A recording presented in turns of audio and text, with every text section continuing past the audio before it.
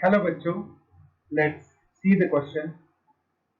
When 3.06 gram of solid NH4HS is introduced in a 2-liter evacuated flask at 27 degrees Celsius, 30% of solid decomposes into gaseous ammonia and hydrogen sulfide. Calculate Kc and Kp for the reaction at 27 degrees Celsius. Second, what would happen to the equilibrium when more solid NH4HS is introduced into the flask? So students, let's solve this question. First of all, let's write the key concept,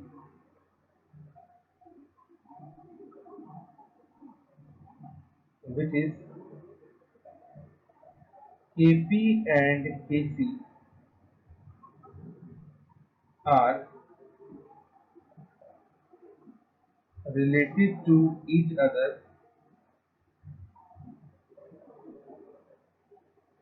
as Kp equal to Kc RT raised to power delta n. तो friends KP और केसी के बीच में ये relation होता है और इसी को यूज करके हमें इसको निकालना है क्वेश्चन को। तो चलिए शुरुआत करते हैं क्वेश्चन को सॉल्व करने की। तो सबसे पहले जो चीज हमें यहाँ पे करनी है, हम जो गिवन वैल्यूज हैं उनको लिख लेते हैं। तो देखिए जो NH4HS हमारे पास है उसका मास आपको गिवन है, कितना है 3.06 ग्राम, और आपको ये बता रखा है कि उसका 30% डिसोसिएशन हो चुका है। अब अगर हम एक बार कंसंट्रेशन की तरफ देखें तो कंसंट्रेशन हम कैसे निकालते हैं, number of moles upon volume, number of moles is given mass upon molar mass into volume. कितना गिवन मास है आपके पास 3.06। NH4HS का मोलर मास 51 होता है और वॉल्यूम आपको कितना दे रखा है यहाँ पे 2 लीटर। इसको आप सॉल्व करेंगे तो यहाँ आपके पास जो कंसंट्रेशन निकल के आएगी वो लगभग आएगी 0.03 के इक्वल। अब हमारे पास NH4HS की कंसंट्रेशन आ चुकी है। अब हम जो इक्वेशन है यहाँ हमारे पास उसको लिख लेते हैं एक बार। NH4HS solid equilibrium with NH3 gas plus H2S gas.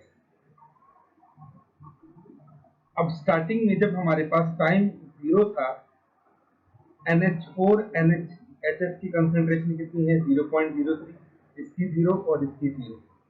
Now at equilibrium ये कितना हुआ 0.03 शुरू में था, C माइनस C अल्फा होता है, तो अल्फा यहाँ पे कितना है 0.3, क्योंकि 30% ये डिसोशिएट हो चुका है 0.03, और ये इतना ही हमारे पास लगभग बनेगा।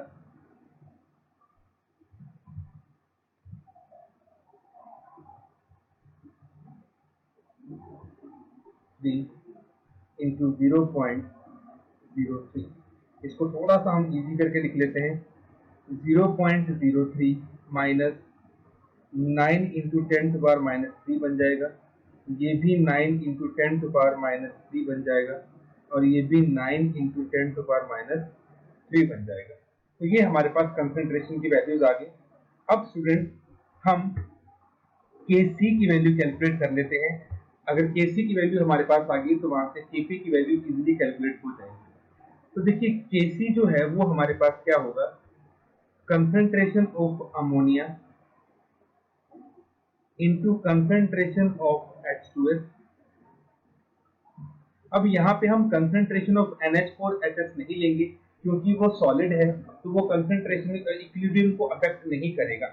दोनों की वैल्यूज पुट कर दो, 9 इंटू 10⁻³ इंटू 9 इंटू 10⁻³, तो ये आपके पास लगभग आ जाएगी 8.1 इंटू 10 टू पावर माइनस 5। तो ये आपके पास Kc की वैल्यू आ गई।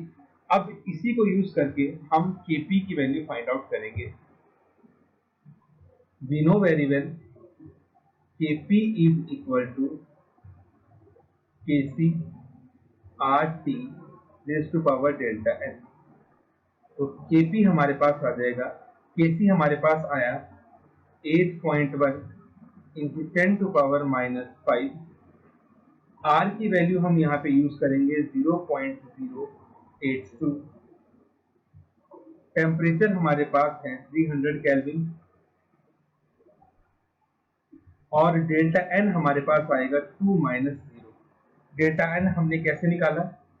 देखिए, अमोनिया के number of moles 1 plus H2S के number of moles 1, 2 moles product के माइनस 0 मोल्स ऑफ इसके, क्योंकि ये सॉलिड है।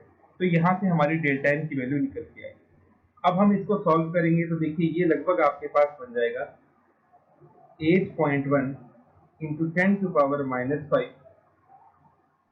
ये हमारे पास 0, इसको मैं लिख सकता हूँ 82 इंटू 10 की पावर माइनस 3 और 300 को हम लिख सकते हैं 3 इंटू 10 की पावर 2 स्क्वायर हो गया। अब ये हमारे पास बन जाएगा 8.1 इंटू 10 की पावर माइनस 5। 82 का स्क्वायर हमारे पास होता है 6624 इंटू 10 की पावर बन जाएगा माइनस 6, 3 का स्क्वायर 9 और 10 की पावर आ जाएगा 4। अब हम 10 वाली टर्म को अलग कर लेते हैं और नॉर्मल वैल्यूज को अलग कर लेते हैं। 6624 इंटू 9 और ओवरऑल 10 की पावर में बन जाएगा माइनस 5 प्लस 4 माइनस 6।